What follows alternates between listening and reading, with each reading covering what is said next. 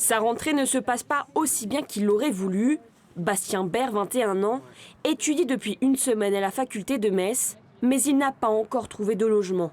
Alors depuis mercredi dernier, pas le choix, il loge dans ce Airbnb en colocation.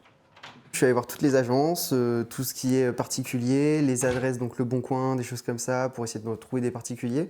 J'ai aussi appelé des résidences étudiantes, j'ai essayé de regarder le Crous. Au final, toujours des réponses négatives.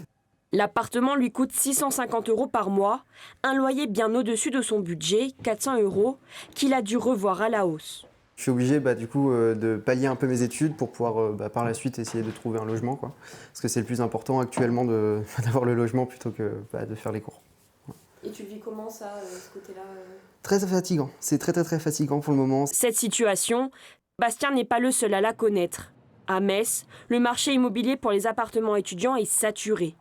Dans cette agence, les files d'attente pour les visites ne cessent de s'allonger. Pour l'exemple du studio meublé place de chambre, on est sur 54 personnes qui attendent de pouvoir faire une visite. Seuls 2 studios en centre-ville sont encore disponibles à la location dans cette agence, une situation qui ne fait qu'empirer.